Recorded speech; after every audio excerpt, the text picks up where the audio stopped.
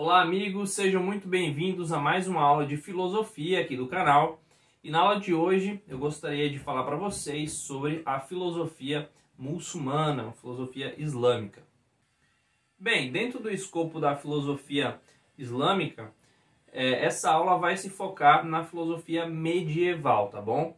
Que é justamente aquele período em que a filosofia islâmica chega a um momento mais clássico, em que se consolidam aí dois autores clássicos para o pensamento islâmico, que é o Avicena e o Averroes. Então vamos começar pelo Avicena, tá bom? Bem, esse nome Avicena é um nome latinizado, né? Um nome que já foi alterado para ficar mais fácil para nós ocidentais pronunciarmos, mas o nome árabe original é Ibn Sina, que significa filho de Sina, né? Ele viveu então por volta dos anos 900 a 1000, né? Mais especificamente 980 a 1036, justamente na Pérsia, atualmente Irã, tá bom? Então a gente está falando de um filósofo que era um filósofo persa, né? Não era um filósofo de etnia árabe, porém escreveu em árabe. E as suas obras foram traduzidas para o latim, né? O outro nome que nós vamos falar também, o Averroes, é a mesma coisa. Escreveu em árabe e as suas obras foram traduzidas para o latim. Para a gente entender qual é a linha que perpassa a filosofia islâmica, de onde ela surge e para onde ela vai, a gente tem que entender que a filosofia ocidental, não só cristã, mas também hebraica e também muçulmana, ela começa com os gregos. Então, assim, qualquer obra e qualquer exposição que vá falar sobre a história da filosofia sempre vai voltar lá para a Grécia, né? Então a gente tem primeiro uma filosofia grega clássica, que vai ter os seus dois grandes nomes aí em Platão e Aristóteles. E essa filosofia grega clássica, ela vai ser legada para os muçulmanos, para os árabes. E isso vai acontecer justamente na região da Síria, da Palestina e do Egito. Por quê? Porque foi justamente essas regiões que haviam sido helenizadas, né, durante a época ali dos reinos helenísticos, que os árabes conseguiram tomar dos cristãos. Então, os cristãos do Império Romano do Oriente estavam ali no poder nessas três áreas e os árabes conseguiram tomar. E aí, essa filosofia, que no caso surgiu nesse contexto grego, agora vai ter essa ponte aí entre, digamos, entre os cristãos dessas regiões para o mundo islâmico, para o mundo árabe. E aí vai surgir a filosofia árabe muçulmana. Dentro desse mundo muçulmano, agora árabe, o primeiro grande mestre vai ser Al-Farabi, tá? Al-Farabi, a gente não vai tratar dele aqui, mas eu gostaria apenas de deixar explícito que Al-Farabi, então, ele vai ser um grande mestre que vai pegar toda essa herança aristotélica, essa herança platônica e neoplatônica, e vai transmitir essa herança filosófica para os pensadores muçulmanos. E logo em seguida de Al-Farabi vem Avicena, que é com que a gente vai trabalhar na primeira metade dessa aula, tá bom? Então vamos lá, indo diretamente para a filosofia de Avicena. A gente tem uma parte da filosofia dele que entra mais no campo da ontologia, ou seja, o domínio do ser, e a gente tem uma outra parte da filosofia de Avicena que entra no campo da epistemologia, ou seja, o domínio do conhecimento, tá bom? Em matéria de ontologia, Avicena ele fazia uma distinção, que na verdade já havia começado lá com Al-Farabi, que é a distinção entre existência e essência. Essa distinção vai ser essencial para ele formular, então, a sua noção do que é um ser possível e o que é um ser necessário, tá bom? O ser possível, segundo Avicena, vai ser aquele que possui uma essência diferente de uma existência. Ou seja, pensa, por exemplo, nesse quadro aqui que a gente está usando, né, que você está assistindo a aula. Esse quadro ele possui uma essência. qual é a essência desse quadro? A essência desse quadro é a essência de todos os quadros, ou seja, é uma ideia abstrata, uma forma, um modelo, uma definição do que é o objeto quadro. Porém, esse conceito abstrato de quadro, ele pode ser transmitido, ele pode estar em ato na realidade, existindo ou não. Então, assim, se eu pego esse quadro aqui, por exemplo, e jogo fora, me desfaço desse quadro, eu ainda vou ter a essência do quadro, porque eu ainda vou ter essa dimensão abstrata sobre o que é o quadro, mas eu posso não ter a existência concreta de um quadro. Então Avicena ele vai ter uma frase muito famosa, né, que ele fala assim: o cavalo é o cavalo e ponto final. Ou seja, mesmo que você não tenha um cavalo, né, eu, por exemplo, não tenho um cavalo, mas mesmo que eu não tenha um cavalo, eu sei o que é um cavalo, eu sei qual que é a essência do cavalo. E essa essência do cavalo, ela é uma essência que está permeando aí qualquer inteligência. Qualquer pessoa pode pensar no conceito de cavalo, qualquer pessoa pode entender o que é o cavalo, não precisa ter um cavalo, né? Eu não preciso trazer um cavalo aqui e mostrar na filmagem aqui para vocês entenderem o que é um cavalo. Eu posso simplesmente falar sobre o que é um cavalo e vocês vão entender. Já quando a gente fala de ser necessário, a gente está falando de Deus. Por que a gente está falando de Deus? Porque Deus, em Deus, essência e existência são a mesma coisa, ou seja, a essência de Deus é a sua própria existência, e a sua própria existência já está pressupondo a sua essência. Então, assim, Deus, não existe diferença entre essência e existência. A partir do momento que você tem uma essência divina, você tem uma realidade divina, você tem um ser divino. A partir do momento que você tem essa realidade divina, você tem a essência divina. Então, a essência de Deus é a sua própria existência. Por isso, Deus é um ser necessário. Então, ele vai falar de Deus como realmente o criador de toda a realidade. Então, a realidade, ela é dependente de Deus, ela deriva de Deus. Então, Deus, para que a realidade, a gente esteja aqui falando sobre a realidade, é necessário que Deus exista. Porque se Deus não existisse, então não existiria mais nada. Ok, então vamos agora para a epistemologia. Na epistemologia, Avicena vai falar sobre o intelecto humano, ou seja, a forma como o ser humano ele se relaciona com o conhecimento, tá? E ele vai fazer uma distinção aqui entre 4 intelectos: o intelecto possível, o intelecto adepto, o intelecto habitual e o intelecto santo. Você vai entender rapidamente comigo aqui o que significam esses 4 intelectos.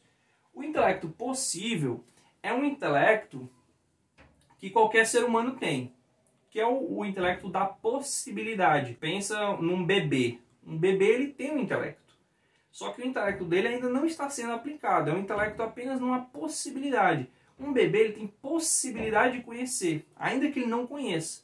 Então, quando você chega para um bebê e mostra uma caneta, um bebê não sabe o que é uma caneta. Mas o intelecto dele já consegue captar que existe algo ali a ser conhecido.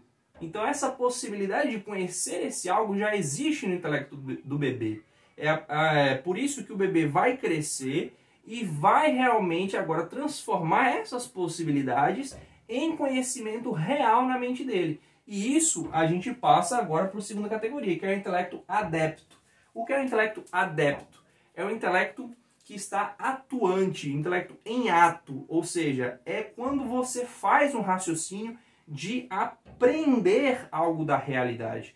Então eu estou falando para você aqui sobre Avicena. Você não tinha como saber quem era Avicena sem que alguém lhe dissesse quem era Avicena. Mas você já tinha a possibilidade de conhecer alguém diferente de você. A partir do momento que eu começo a dizer quem é esse alguém, eu falo, ó, fulano, eu vou te falar de uma pessoa. Você já sabe que já não é você, é alguém que tem uma série de possibilidades aí de quem poderia ser essa pessoa. Eu começo a falar, ó, é uma pessoa que viveu entre 1980 e 1036, viveu na Pérsia, ele era muçulmano, ele escreveu em árabe, suas obras foram traduzidas para o latim. E a partir desse momento, essas informações, elas vão se materializando, vão se concretizando, vão se transformando em ato dentro da sua mente. Então você vai formando ali justamente o conhecimento sobre quem é Avicena.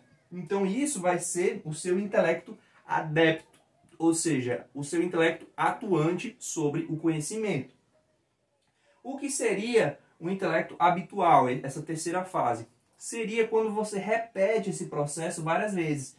Então você tem uma possibilidade de conhecimento, você acessa esse conhecimento e você traduz esse conhecimento em realmente definições, conceitos, formulações mentais. Então esse conhecimento vai se transformando em algo concreto na sua mente e você vai repetindo esse processo de forma habitual, ou seja, isso vai sendo um hábito.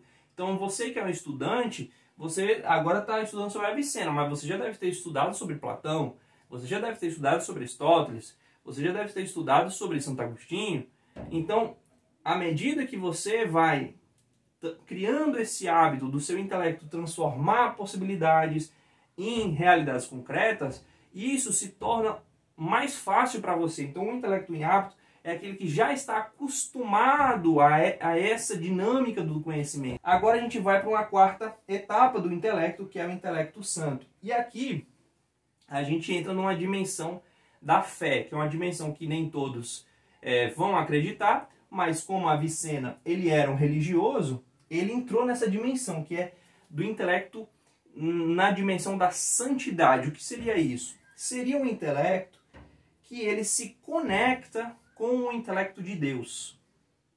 E uma vez que esse intelecto ele se conecta com o intelecto de Deus, ele transcende essa passagem aqui, essas possibilidades aqui, essas três primeiras etapas, e ele consegue adquirir conhecimentos que estão para além das capacidades humanas. Então, o intelecto santo é o intelecto de um místico, é o intelecto de um profeta, é o intelecto de alguém que está conectado com a realidade espiritual, divina. Então, por exemplo, seria o intelecto de Moisés, lá no Antigo Testamento, quando Moisés recebe visões de Deus, Deus fala com Moisés. Então, essa comunicação entre Deus e Moisés é uma comunicação que pressupõe o intelecto de Moisés, que era um intelecto santificado. Então, outros exemplos aqui, a gente fala de Jesus, por exemplo, Jesus que conversava com Deus, né? E Jesus falava, né? Eu e o Pai somos um. Quer dizer, essa conexão, essa unidade de pensamento. Então, é um conhecimento que está além da razão humana, é um conhecimento que vem diretamente de uma revelação, entendeu? Então, assim, esses intelectos proféticos, eles não são adquiridos simplesmente com um esforço ordinário. Eles são adquiridos com um esforço diferente, que é o esforço de se conectar a Deus.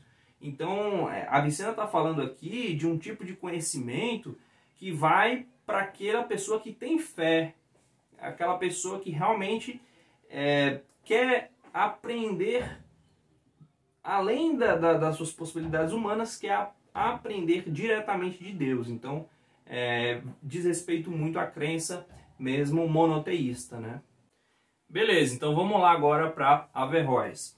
Averroes, ele posterior do que o Avicena, ele viveu entre os anos 1126 e 1198 na Espanha. Nessa época, a Espanha não era esse país cristão que a gente conhece hoje. No caso, hoje não é mais cristão, mas não era um país cristão, né? A Espanha, na época, se chamava Al-Andalus e era um território de um califado árabe, né? O califado omíada, tá? O nome dele também é uma latinização, né? Averroes é um jeito mais fácil de se falar, né, para nós lusófonos, mas o nome em árabe dele é Ibn Rushd, que significa também filho de Rushd, ok? Três aspectos aqui interessantes de notar na filosofia de Averroes, tá bom? A sua epistemologia, a sua cosmologia e a sua antropologia, tá bom?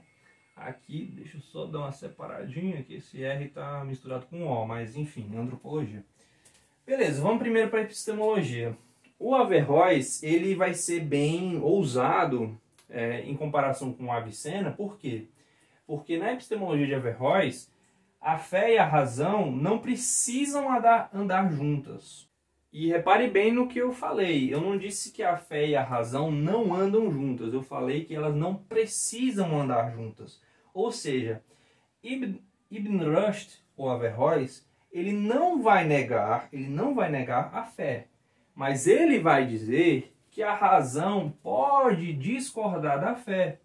E aí você vai me dizer, mas Ian, como é que ele, como um árabe, né, um muçulmano, vai usar a sua razão discordando da fé? Ele vai dizer o seguinte, que a fé, ela deve permanecer dentro do ambiente da fé. Ou seja, que disputas teológicas, doutrinárias, com relação a dogmas, a mística, eles devem ser feitos por teólogos e devem levar em consideração o contexto teológico e a revelação. Porém, ele vai falar que a razão, ela não precisa estar limitada à fé. Ou seja, ele não vai ter uma necessidade de sujeitar a razão à fé. Ele vai claramente dizer que a razão, ela pode, por vezes, se distanciar da fé. Então ele vai afirmar que a razão, ela alega afirmações e alega verdades que não são visíveis a partir da ótica da fé. E mais uma vez, é importante notar que o Averroes, em nenhum momento, ele abandonou a religião dele. Em nenhum momento ele negou as verdades da fé islâmica. O que ele dizia é que a razão não precisava sustentar a fé, ou seja, que se acreditava no que se acreditava a partir da fé, mas que se podia ter crenças paralelas a partir da razão. Então a mesma pessoa, por exemplo, um filósofo, um antropólogo, tal, ele poderia acreditar em uma tese criacionista e uma tese evolucionista e defender as duas em momentos diferentes, sob óticas diferentes. Então, segundo Averroes, o último profeta foi quem? Foi Mohammed, o profeta Mohammed.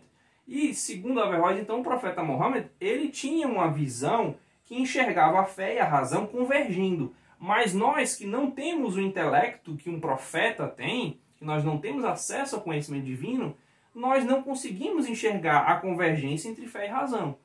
Então, segundo Averroes, nós devemos continuar crendo nas verdades da fé e nas verdades da razão, mesmo que essas verdades não estejam no nosso mundo, no nosso contexto, na nossa vida, nós não percebamos essa convergência, entendeu? Ok, do ponto de vista agora da cosmologia. A cosmologia do Averroes vai ser a cosmologia de Aristóteles, né? Inclusive, Averroes ele vai ter um epíteto, ou digamos assim, um título de O Comentador. O comentador de quê? Ou de quem? De Aristóteles. Então, Averroes ele é aquele que vai pegar toda a obra aristotélica que foi vertida do grego para o árabe e vai comentar toda a obra de Aristóteles. Então, ele é o grande comentador de Aristóteles. E por isso ele vai desenvolver uma cosmologia praticamente muito semelhante com a de Aristóteles, né? Ele vai dizer o quê? Que o mundo é formado por esferas concêntricas e que o mundo ele possui um movimento. Esse movimento é um movimento que é motivado por um motor imóvel. E aí a gente lembra lá do termo aristotélico que Aristóteles chamava esse motor imóvel de primeiro motor imóvel. Né? O Averroes então vai dizer que esse primeiro motor imóvel é Deus. E ele vai dizer que esse primeiro motor imóvel, como ele tem essa função intrínseca a ele, ou seja, faz parte da essência dele, ser o motor de algum movimento, então ele vai dizer que como Deus é eterno, ou seja, como Deus sempre existiu e sempre possuiu essa essência de ser gerador de movimento, então esse movimento que Deus sempre gerou é o movimento do universo, ou seja, o universo sempre existiu. Ele vai dizer então que Deus não cria o universo a partir do tempo, que é uma tese cristã, por exemplo. né, ele vai dizer que o movimento do universo ele vai ser coeterno junto com a existência de Deus, porque Deus seria o motivo dessa existência desse movimento. Então, se Deus sempre existiu, esse movimento sempre existiu, certo? E no campo da antropologia não poderia ser diferente. O Averroes ele vai ter uma antropologia mais materialista, ou seja, ele vai negar uma coisa que para filosofia cristã escolástica e para o pensamento cristão no geral é assim necessário, algo que é imprescindível, que é a imortalidade da alma. Então Averroes vai negar a imortalidade da alma. Por quê? Porque ele vai dizer o seguinte, que o ser humano não possui um intelecto individual, ou seja, aquele intelecto a qual Avicena se referia como um intelecto passível, que depois se torna adepto, que depois se torna em hábito, esse intelecto ele não é uma singularidade de cada ser humano. Na verdade, ele é apenas um para todos os seres humanos. Então, os intelectos humanos são apenas um. Então, o meu intelecto é o seu intelecto, que é o intelecto do seu pai, da sua tia, do seu primo, entendeu? Então, assim, todos os seres humanos, eles não têm intelectos personalizados. Ou seja, o meu intelecto chega a um conhecimento e o seu intelecto chega a outro conhecimento. Não. Todos os intelectos, eles são, na verdade, um único intelecto, que é o intelecto humano. Esse intelecto humano, que é um intelecto que está em todos, de forma meio que onipresente dentro da humanidade, esse intelecto, ele não pertence individualmente a mim. Ele não pertence a Rian, ele não pertence ao meu corpo, ele não pertence à minha existência. Ele está além de mim. Então, quando eu morro, esse intelecto ele não perpetua a minha existência. Ele perpetua a própria existência dele. Entendeu? Então, do ponto de vista cristão, quando a gente fala que o ser humano morre, e aí você tem uma separação entre corpo e a alma perpetua a existência humana para além da morte do corpo, Averroes vai negar isso, porque Averroes vai dizer, não tem como o ser humano individual, o Rian, o Joãozinho, a Maria, perpetuar a sua própria existência se não existe nada no Rian que seja pessoalmente do Rian e que sobreviva à morte. Aquilo que sobrevive à morte no Rian, segundo Aristóteles, é o intelecto humano, mas o intelecto humano ele não faz parte de Rian enquanto corporeidade. Ele é apenas uma característica comum, entendeu? Ele vai dizer também que esse intelecto humano, né, que na verdade é um só, esse intelecto possível, ele existe paralelamente ao intelecto divino.